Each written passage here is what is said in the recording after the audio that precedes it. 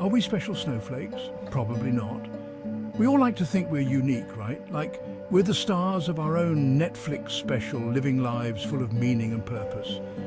But let's face it, most of us aren't solving world hunger or composing symphonies. We're just regular people navigating the daily grind. We binge-watch reality TV, scroll endlessly through social media, and occasionally remember to water our houseplants. Sometimes. But here's the kicker. This ordinariness isn't a bad thing. It's actually kind of liberating when you think about it. The problem arises when this ordinariness collides headfirst with the modern world. We're bombarded with messages telling us we're special, unique snowflakes, deserving of the absolute best. And the best usually involves buying stuff, lots of stuff. But while we're busy chasing the extraordinary, are we missing out on the beauty of the ordinary, the simple joys of a life less cluttered, both physically and mentally? Maybe it's about finding contentment in the everyday, in the connections we forge, the experiences we share, and the small victories that make us, well, us. The consumption machine and you a love story. We live in a world that thrives on consumption. It's the engine that drives our economy, the fuel that keeps the wheels of industry turning, and we, my friends, are the eager consumers happily feeding the beast. We shop for clothes we don't need, gadgets we barely use, and experiences we instantly forget, all in the pursuit of what exactly? Happiness, fulfillment, or maybe just a fleeting sense of satisfaction, a temporary escape from the existential dread that whispers, is this all there is? This relentless consumption isn't just bad for our wallets, it's taking a toll on our planet. The fashion industry, for example, is a major polluter, churning out mountains of clothes that end up in landfills, while our insatiable appetite for the latest gadgets fuels a global e-waste crisis. We're consuming ourselves into oblivion, one impulsive purchase at a time.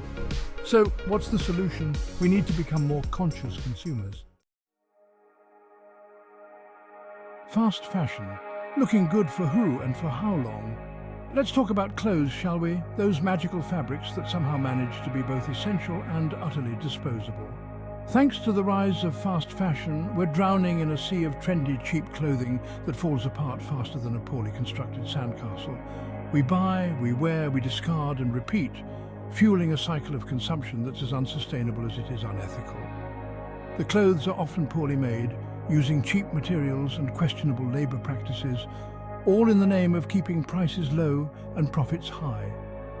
And because trends change faster than the seasons, last season's must-have is this season's fashion faux pas, destined for the landfill. But it's not just the environmental impact that's concerning, it's the human cost as well.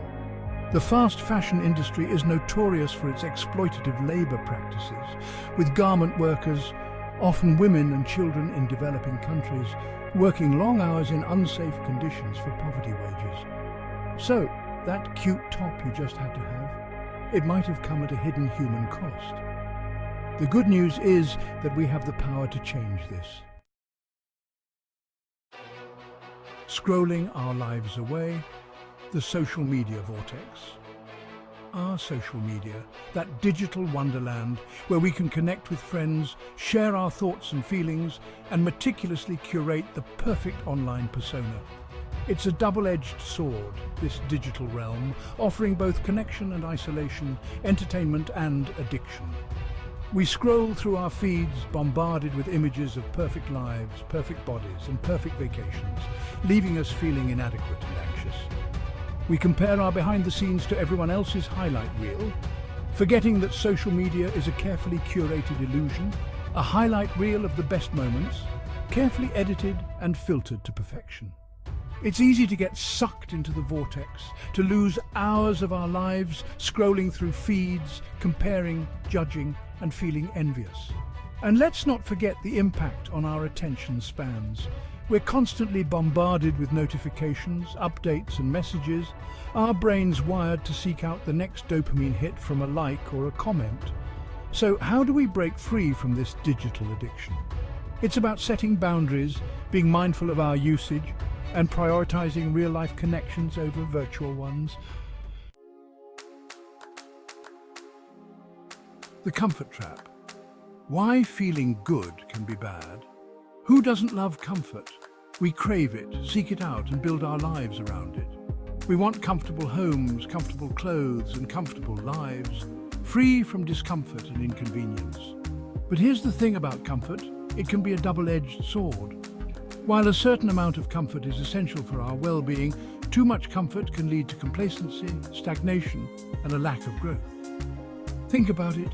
When are we truly challenged? When do we truly grow? It's not when we're lounging on the couch, binge-watching our favorite shows. It's when we step outside our comfort zones, when we face our fears, and when we embrace the unknown. It's in those moments of discomfort that we discover our resilience, our strength, and our capacity for growth. The problem with our modern world is that it's designed to keep us comfortable. We have access to instant entertainment, instant gratification, and instant solutions to all of our problems. We can order anything we want with a few taps on our phones, have food delivered to our doorsteps, and control our entire lives from the comfort of our couches. But this constant comfort can make us soft, both physically and mentally. We avoid challenges, shy away from discomfort, and settle for mediocrity. Let's talk about mental health, shall we? It's a topic that's often swept under the rug, dismissed as a sign of weakness or something to be ashamed of. But the truth is, mental health is just as important as physical health, and our modern lifestyle is taking a toll on both. We're living in a world that's constantly switched on, always connected, and always demanding our attention. We're bombarded with information, notifications, and expectations, leaving us feeling overwhelmed, anxious, and burnt out. It's no wonder rates of anxiety, depression, and other mental health issues are on the rise. Our obsession with social media, with its carefully curated images of perfection, fuels feelings of inadequacy and comparison. Our constant need for instant gratification leaves us feeling empty and unfulfilled. And our sedentary lifestyles, glued to our screens, deprive us of the physical activity and social interaction that are essential for our mental well-being.